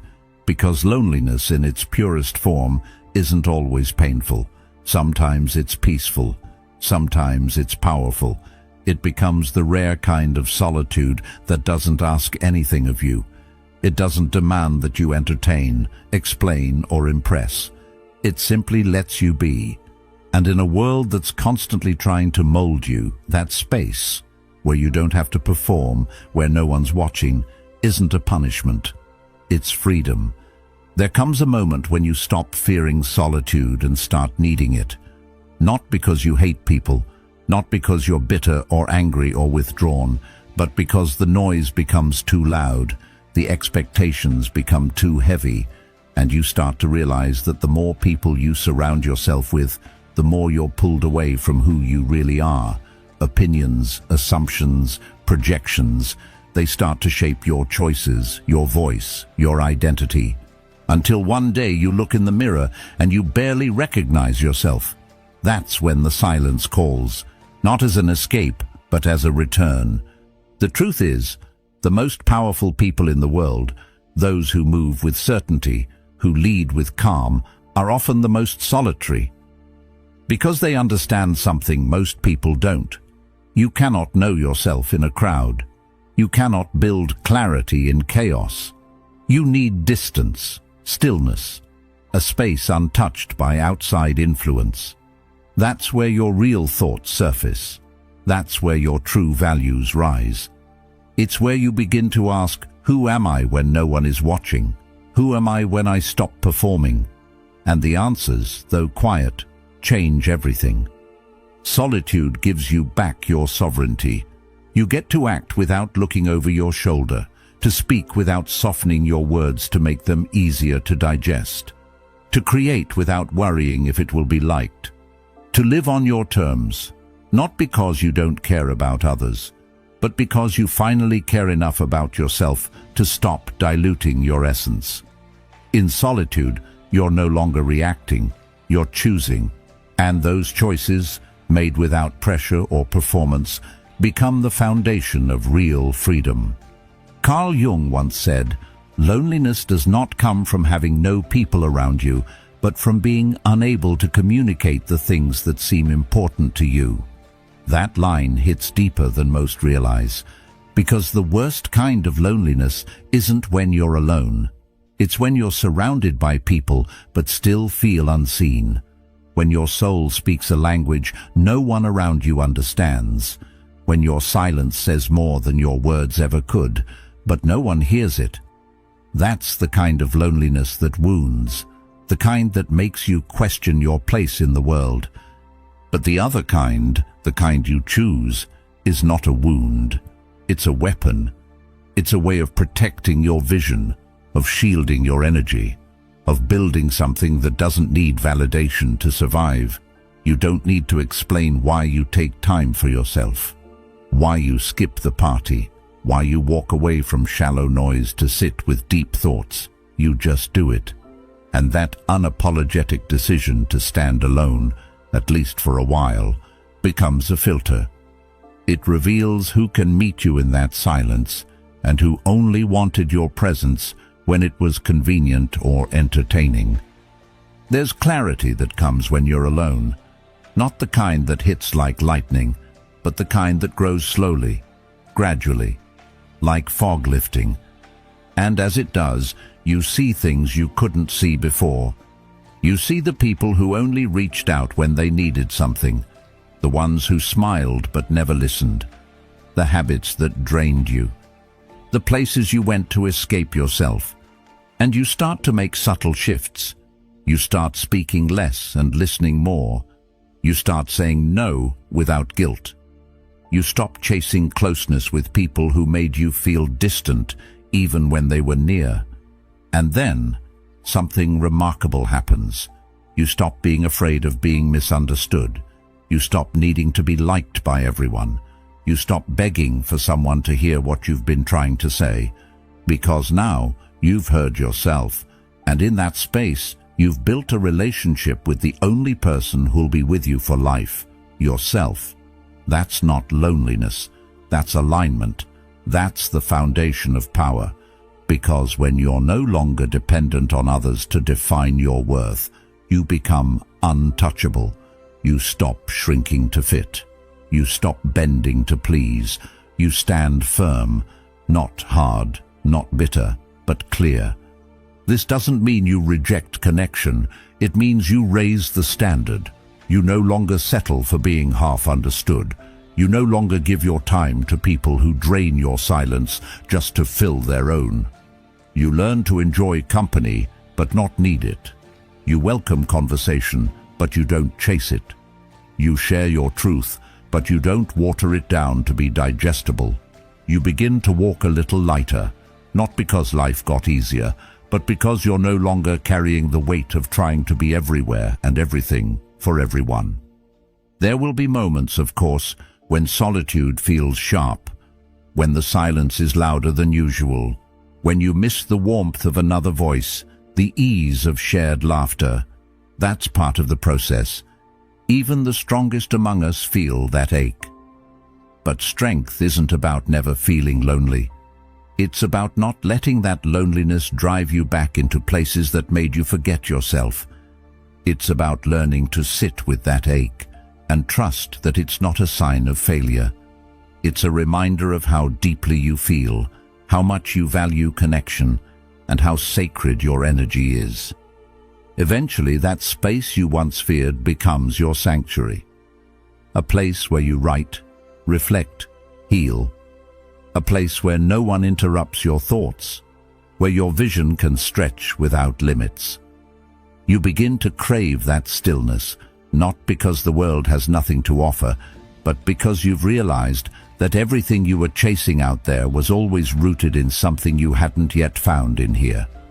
And now that you have, you protect it like your life depends on it, because in many ways it does. So let them call you distant. Let them wonder why you disappeared. Let them misunderstand your silence. What they don't see is what it's building. What they can't hear is what it's teaching you. And what they'll never touch is the kind of strength that grows when no one else is around. Not because you're hiding, but because you're becoming. Not because you're broken, but because you're whole, and you're finally listening to the voice that's been drowned out by noise for far too long. That's not loneliness. That's liberation. That's the purest kind of freedom, the freedom to be fully yourself, without compromise, without explanation. And once you've tasted it, you'll never go back. You'll never again trade your peace for company. You'll never again fill your life with people just to feel less alone. Because now you know, being alone isn't the same as being empty. Sometimes, it's the only way to be full. Most people chase attention like it's oxygen, filling every silence, responding to every message, showing up in every room just to be seen. But real influence doesn't work like that. It isn't about being the loudest voice or the most present face. It's about presence with weight, words that echo, appearances that matter. The more available you are, the less people notice you, because anything that's always there starts to fade into the background. It becomes familiar, expected, and eventually taken for granted. That's why the most powerful people aren't always visible. But when they do show up, you feel it. There's something deeply human about craving what we can't have. It's wired into our psychology. Scarcity makes us look twice, makes us lean in, makes us wonder. So when someone holds their presence carefully, not out of arrogance but out of intention, it forces others to assign meaning to it. Their silence feels mysterious. Their time feels expensive, and their attention feels earned. This isn't about manipulation. It's about understanding value, because just like gold, the rarer your presence becomes, the more people start to treasure it. You become less of a constant and more of an event. It's easy to believe that in order to matter, you have to be everywhere, every social post, every conversation, every meeting. But that strategy spreads you thin. It makes your presence diluted, predictable, and influence, true influence, requires density, not volume. It's not about how often people see you. It's about how deeply they feel you when you're there. And when you're constantly available, constantly explaining, constantly proving, you rob yourself of that impact. The silence that could have spoken for you gets drowned in noise you never needed to make. Carl Jung once said, "The more compulsive a person is in impressing others, the less he is impressed with himself." That's the trap many fall into. Always showing up, always needing to be visible, always broadcasting. But the ones who command a room without saying a word, they've learned to let absence speak. They've learned that influence isn't about chasing admiration. It's about creating space for others to recognize your value without you having to sell it. They don't need to compete for attention because they've created an energy that attention naturally follows. There's a discipline in withdrawal, in holding back, in not reacting to every provocation or chasing every opportunity for visibility. Because what you withhold becomes powerful. People wonder what you're thinking. They anticipate your input. They respect your timing. You stop being predictable, and that unpredictability makes you magnetic. You become the person who doesn't always speak, but when you do, people listen. Because you've trained them to expect substance, not noise. Intention, not filler. And that difference sets you apart in a world that over-explains and underthinks. You also begin to see how much of your energy was being spent trying to be seen by people who were never really looking. How many times you showed up out of fear of being forgotten. How often you gave your presence away like it had no cost. But when you reclaim that power, when you start showing up on your terms, not out of insecurity, you realize something. People start chasing the version of you that no longer chases them. You're not just noticed. You're remembered. Not because you shouted, but because your silence said something they couldn't ignore. Withdrawing attention also creates room for reflection. When you're not constantly performing, you can observe, you can listen, you can learn. You begin to move with precision instead of impulse. Your decisions become more deliberate, your actions more meaningful, and your words, when you finally choose to use them, cut deeper, land harder, and linger longer. That's the kind of presence that sticks, the kind people talk about even when you're not around. Because you've become more than a person in the room. You've become a standard, a benchmark, a reference point for presence with purpose. And this doesn't mean you isolate yourself. It means you refine your timing. You learn that being everywhere isn't the same as being effective. That attention is not the prize. It's the byproduct of mastery. You don't need to insert yourself into every discussion. You don't need to be the center of every plan. You just need to move with such clarity, such self-respect, that when you do choose to engage, it carries weight. And when you don't, it still carries meaning. Because even your absence has become part of your influence. The shift is internal first. You stop measuring your worth by how many people see you. You stop craving applause. You start building silence into your strength, distance into your strategy. And when you finally release that need to be constantly validated, you become something rare, something people can't quite define.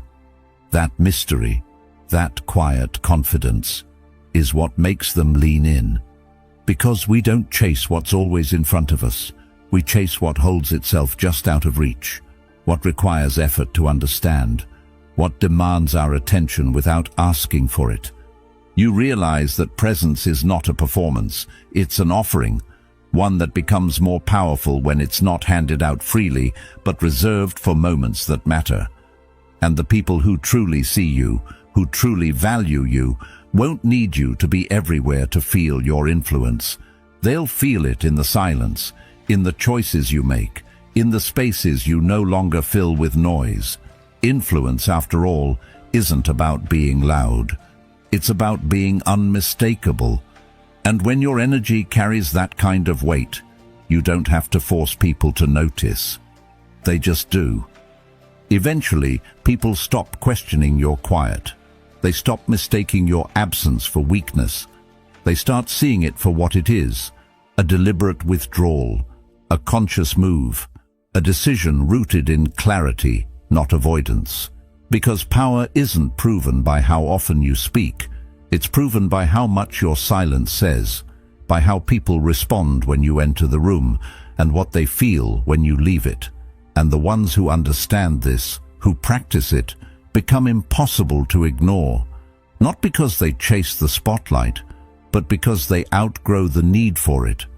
So while the world continues to scramble for attention, posting, performing, shouting, you remain still, intentional, unbothered.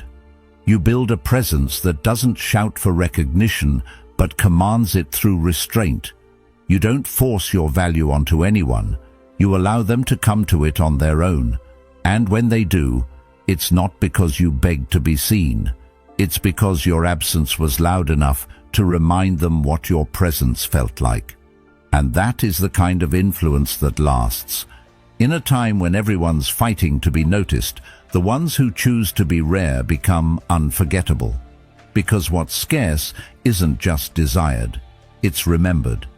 Not for how often it showed up, but for how it made people feel when it did. Power is often misunderstood. People say it corrupts, that the moment someone rises they turn cold or ruthless or self-absorbed. But the truth is usually more uncomfortable than that. Power doesn't create something new inside of you. It just turns up the volume on what's already there. It strips away the mask of politeness, the illusion of humility, the performance of virtue. It removes the need to pretend. And suddenly, the parts of you that were once buried beneath fear or self-doubt begin to surface. Power doesn't corrupt, it reveals. That's why those who chase power without ever looking inward tend to fall apart the moment they get it. Because what they've been hiding from in the quiet, those unresolved insecurities, the lack of self-discipline, the hunger for validation, doesn't disappear with success. It grows teeth, it spreads, and it begins to spill into every decision they make. The ones who become dangerous aren't the ones who hold power. They're the ones who never learned how to hold themselves. because power, in the hands of the ungoverned, becomes a mirror turned outward, and it reflects their chaos onto the world. But those who've done the inner work know better. They understand that the climb isn't about status or applause, it's a test. The higher you go, the more eyes are on you. The more your choices echo, the more your silence speaks. That's why the truly powerful disappear into themselves before they rise. Not to isolate, but to understand.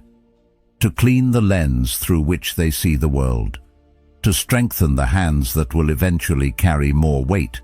Because if the foundation isn't strong, no height is safe. Self-awareness is not a luxury at the top. It's a necessity. Without it, power becomes noise, influence becomes manipulation, and leadership becomes theater. But when you've faced your own shadows, when you've sat in your silence and asked yourself the hard questions, power doesn't intoxicate you, it humbles you, because you start to see how fragile it all really is, how easy it is to lose yourself in praise, how tempting it is to believe you're above correction, and how vital it is to keep returning to yourself for clarity. Carl Jung said, "Until you make the unconscious conscious, it will direct your life and you will call it fate." That's the hidden trap of power. Without introspection, you start believing your impulses are wisdom. You confuse fear with instinct. You justify pride as principle. And before long, the very thing you once sought to master ends up mastering you. But when you bring your unconscious patterns into the light, when you catch yourself before ego takes the wheel, you begin to steer with purpose instead of impulse. Discipline becomes the quiet thread running through everything you do, not the discipline that shows off, but the kind that says no when no one's watching, the kind that builds when applause is absent, the kind that stays rooted when opportunities to exploit, impress, or dominate present themselves like easy victories. It's this type of inner restraint that separates real strength from loud ambition, because power handed to someone without that restraint is like placing fire in the hands of a child. It burns more than it builds. And so the powerful retreat, not as a sign of weakness, but as a preparation for presence. They create space to think clearly, to reconnect with principle, to remember why they started. They don't need to be seen to feel significant. They don't need to control others to feel in control, because they've learned that the hardest person to lead is the one in the mirror.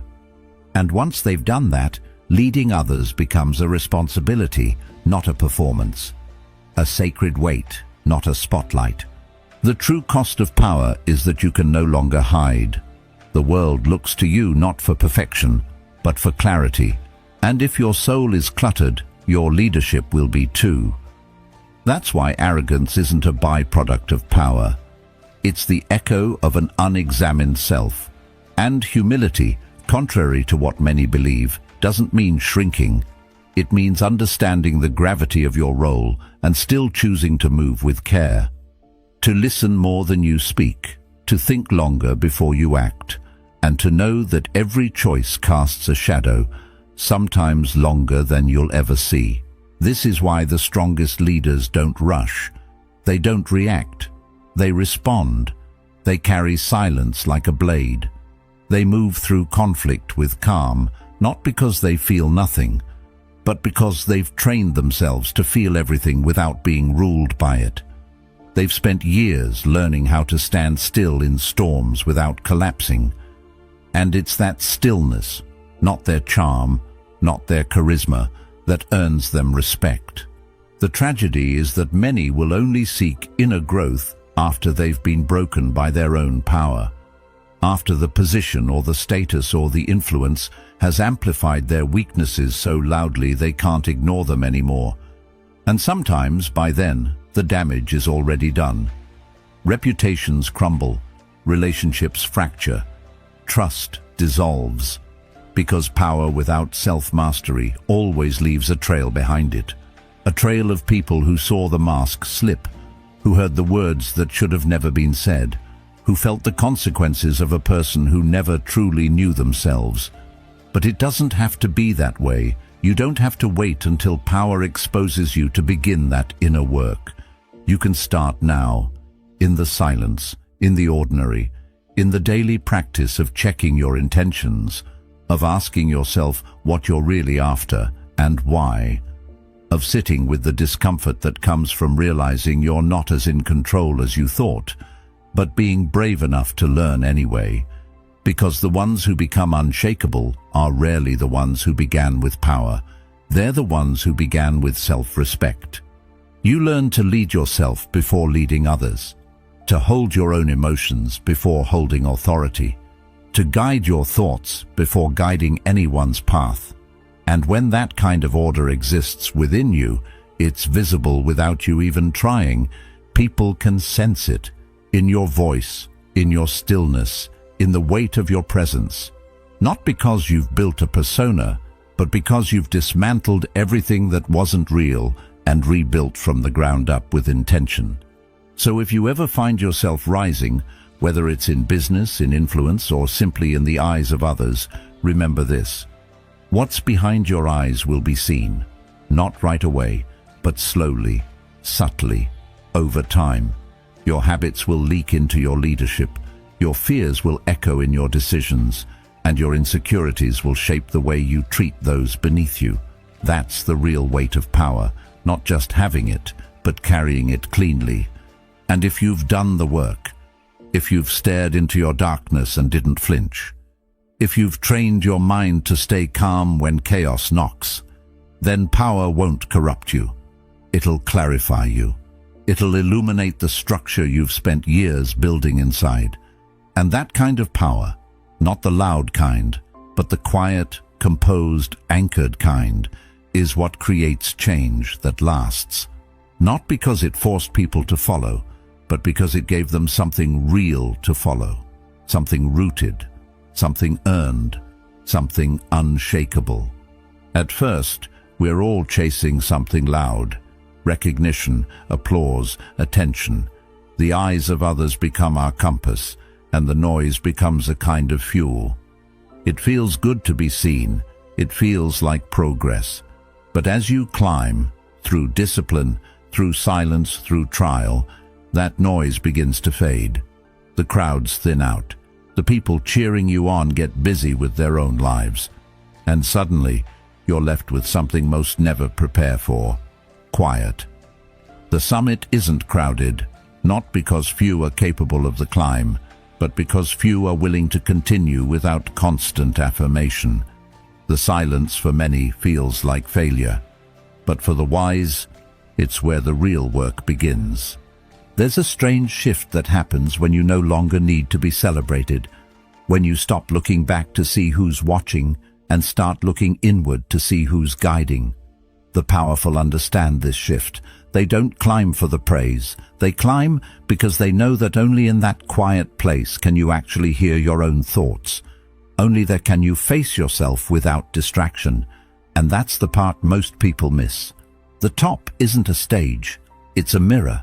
And if you've never learned to stand in front of it without flinching, you'll sabotage yourself the moment you arrive. The summit strips away illusions.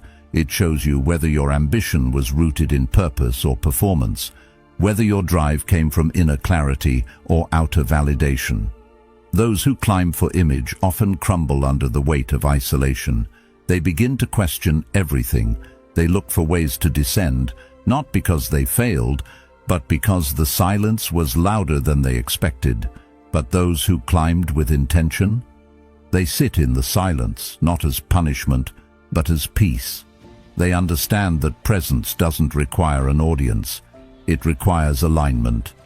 Carl Jung once wrote, "Solitude is for me a fount of healing, which makes my life worth living." That kind of solitude, the summit kind, is not just about being alone. It's about being so deeply connected to yourself that you're no longer desperate for connection from others. It's about knowing who you are without needing the world to agree. And in a culture that equates attention with value, that kind of self-possession is revolutionary. But make no mistake, The silence tests you. It will ask you to reconsider your beliefs, your motives, your identity. It will bring up insecurities you thought were long buried. It will challenge your patience, your confidence, your direction, and it will do so quietly, without drama, without chaos. Just a slow, steady mirror held up to your soul, and that's why so many turn back. Not because they aren't talented, but because they aren't ready to meet the person waiting for them at the top. The summit demands presence. It demands that you stop outsourcing your sense of worth, that you stop performing and start listening, that you stop collecting titles and start cultivating truth. And it's hard, because no one is clapping for you anymore. No one is feeding your ego. No one is there to soften the blow when you realize that you've built your identity around being liked instead of being whole. The top reveals all of it, gently, brutally, honestly. But if you stay, if you don't run from the silence, you begin to hear something deeper. You begin to access a kind of clarity that can't be taught. You begin to lead not with noise, but with presence. Your words slow down. Your decisions become intentional. You become more aware of your impact, not because others are watching, but because you are. That's the kind of leadership that lasts, the kind that doesn't need to be loud to be powerful. Because at the summit, you don't shout, you whisper. And those whispers carry further than the loudest noise at the base. They carry weight because they come from stillness. Because they're not reaction, they're reflection. That's what people remember. Not the ones who spoke the most, but the ones who meant every word. Not the ones who were always visible, but the ones whose presence lingered even in absence. And maybe that's the paradox. You climb thinking you'll be more seen, only to realize that the goal was never visibility. It was vision. You wanted others to understand you, but now you understand yourself. And suddenly, you don't need the world to echo your thoughts. You just need to live them, embody them. Let them shape how you show up in every room, whether full or empty. This is the path the powerful walk. Not because they are immune to doubt, but because they've made peace with it. They've stopped trying to outrun silence and started listening to what it says. They've stopped measuring their worth by the response they get and started measuring it by the alignment they feel. And in doing so, they build something few ever do: self-trust. That's the real summit. Not the title, not the status, not the spotlight, but the unshakable trust in yourself to walk with purpose, even when no one is walking beside you. To hold your vision when no one else can see it. To keep building when no one is watching. Because you're no longer climbing for them. You're climbing for something deeper, something that doesn't disappear when the applause fades. Something that actually begins when the applause stops. And when people see you, truly see you, they'll notice something different. You're not performing, you're not pleasing, you're just present, anchored, grounded in a sense of self that wasn't built overnight. It was earned in the quiet, in the hours when doubt crept in and you didn't run, in the mornings when no one noticed and you still showed up, in the moments when it was just you and your thoughts and you chose to stay anyway. That kind of presence doesn't need validation, it doesn't crave attention, it radiates something more powerful, certainty, not the arrogant kind, but the quiet kind, the kind that speaks even when you're silent, the kind that leads without demanding, the kind that transforms without needing credit. That's what the summit gives you, if you're willing to stay long enough to receive it. So if the path ever starts to feel lonely, don't panic. It's not a sign you're lost.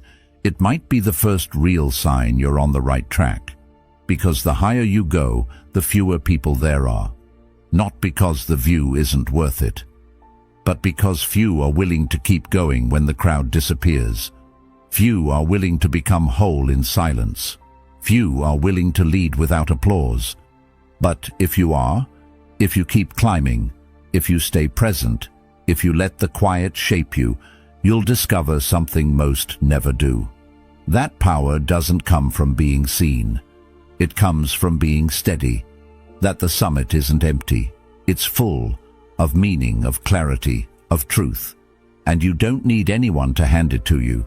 You just need to arrive, with your integrity intact, with your vision clear, and with your presence louder than any praise you left behind. The climb is lonely, but the view is yours. Not everyone will understand the silence you've chosen, but that silence is where your power speaks loudest. If this spoke to something deep inside you, there's more waiting. Watch one of the videos on your screen now, and thank you for being a part of Stoic Journal, where strength begins in stillness.